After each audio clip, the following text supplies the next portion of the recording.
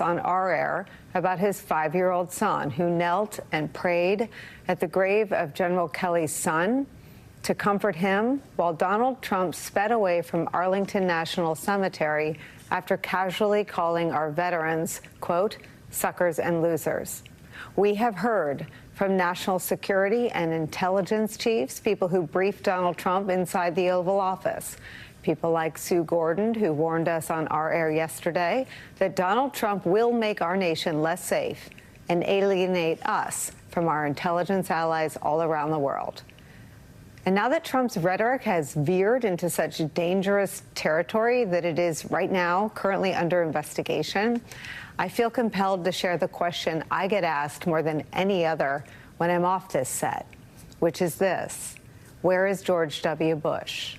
I understand better than most that these days he chooses to speak through his actions, through the incredible work of his library, to his daily dedication to democracy and honoring our country's wounded veterans.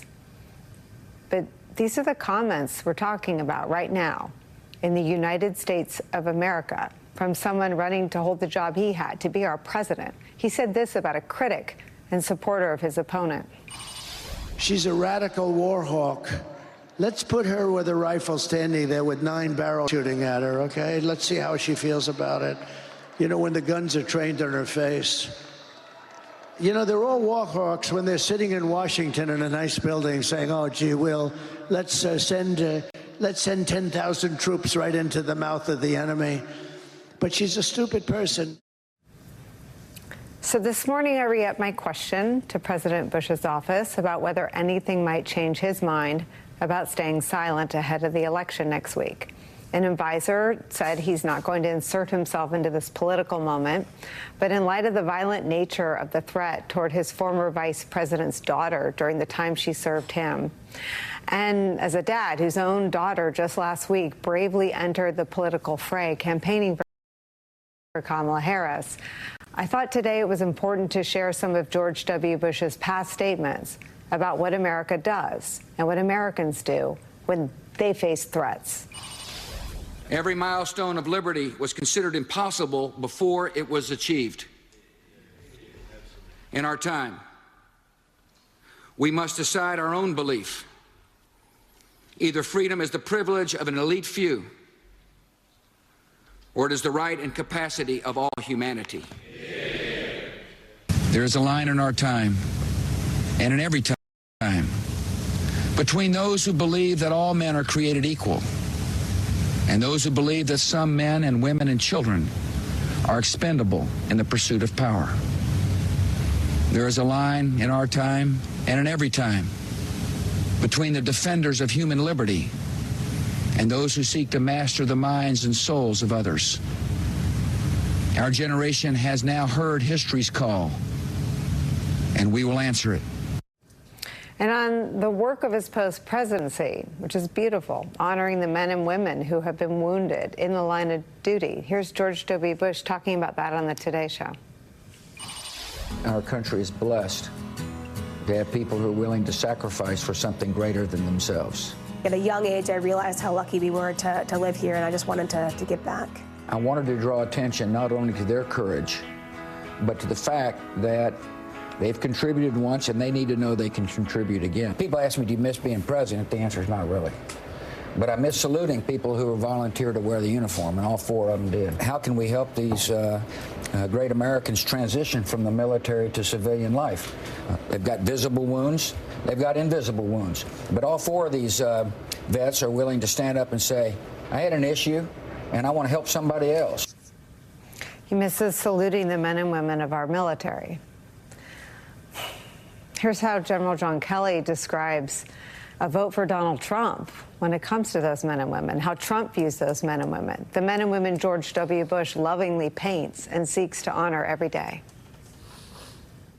But he basically said to you that those who died for America on the battlefield were losers and suckers, and he said it more than once. Yes, but he would say it would always, something else would get him going. Oftentimes, again, McCain, he talked about, and it was like almost a recording. But the point is, anyways, he would say it at times, sometimes unexpectedly, but he never could wrap his arms around why people would serve the country in uniform. What was in it for them? I think he just could never wrap his arms around why people would do things selflessly. What's in it for them? I think that's a much more powerful, but that's just me. So today, we have a right to hope that those who have stood for freedom and celebrated those who have protected it might have a last-minute change of heart in the closing hours of this campaign. And because I once had the job of trying to convince President George W. Bush to sometimes do things he didn't want to do, I say this. On Election Day in 2004, while Air Force One sat parked on a tarmac because we decided we needed to beam into a half a dozen local television interviews in battleground states to help get out the vote, George W. Bush turned to me and the other communications staffers and said this, quote, "Whatever happens, Nicolle, at least we will know we left everything on the field."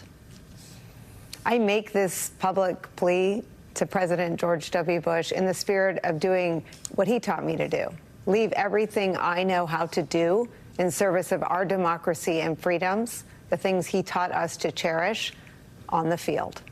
It's where we start today with former federal judge Michael Luttig and former regional communications director for the Trump White House, former Homeland Security official Sophia Kinzinger. She was one of the 13 ex-Trump aides who penned the letter backing General John Kelly's warning about Donald Trump. Judge Luttig, I start with you. Thank you, Nicolle. It's always a pleasure to be on with you. We have finally come to the crossroads in American political history, especially after Donald Trump's disgusting comments last night and after the performance at his rally in Madison Square Garden. I fully expect that Americans, especially the women in America, will elect Kamala Harris the President of the United States this coming Tuesday. By nominating Donald Trump as their standard bearer, the Republican Party has created the perfect storm for the election of the first woman president of the United States.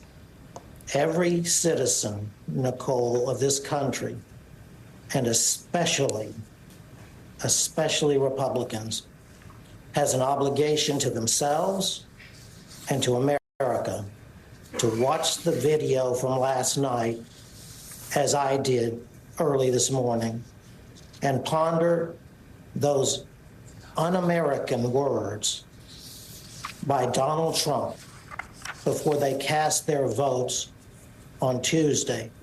The nation is now on notice, if it was not already on notice, Nicolle.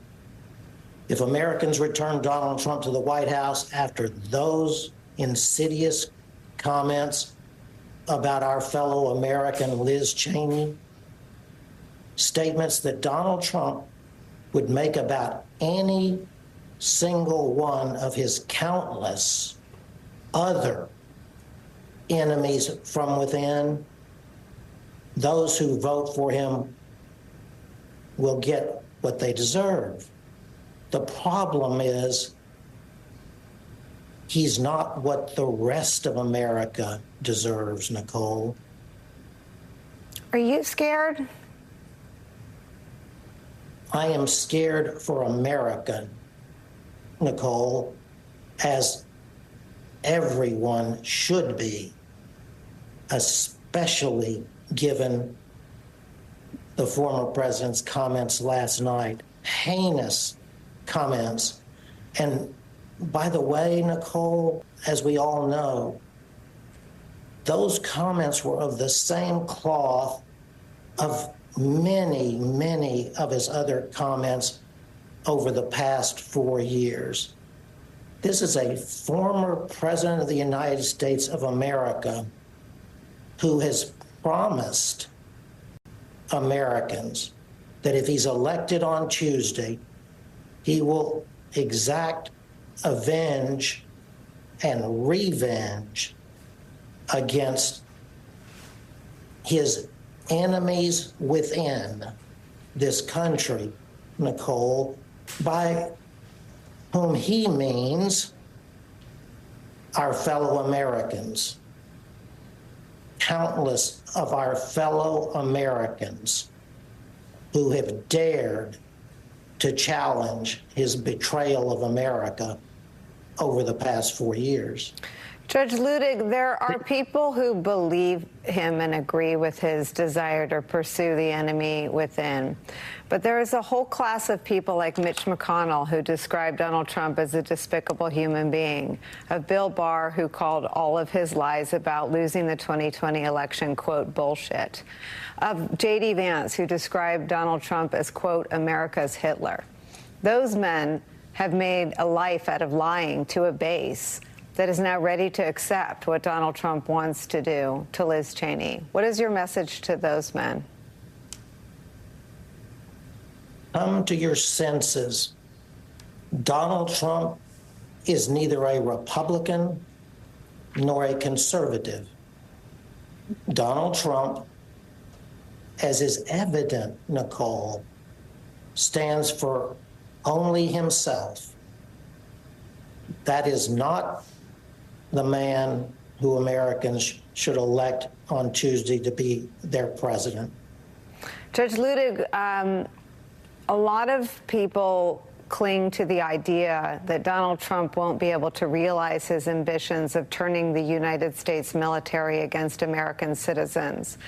But a lot of folks say that with absolute immunity for official acts and his already promiscuous use of the powers of the presidential pardon, that it would be quite easy. Could you lay out the scenario of how he goes about doing what he has said out loud in interviews he plans to do to his enemies within?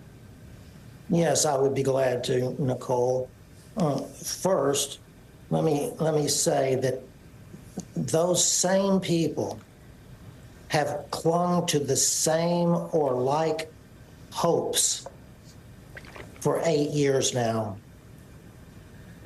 And Donald Trump has proven them wrong in their hopes time and time again. There is no reason whatsoever anymore for those people to cling to those hopes about what Donald Trump would be if he were elected President of the United States again on Tuesday. To your question, the Supreme Court of the United States held in Trump versus United States that Donald Trump is, for all intents and purposes, above the law.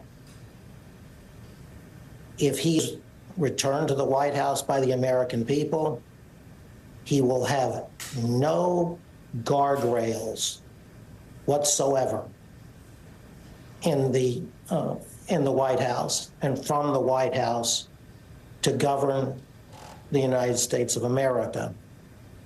Never again can it be said after Trump versus United States that in America no man is above the law, because today, on the eve of the presidential election of 2024, the Supreme Court has held that Donald Trump is above the law, and he will never be prosecuted for the grave offenses that he committed against the United States when he was president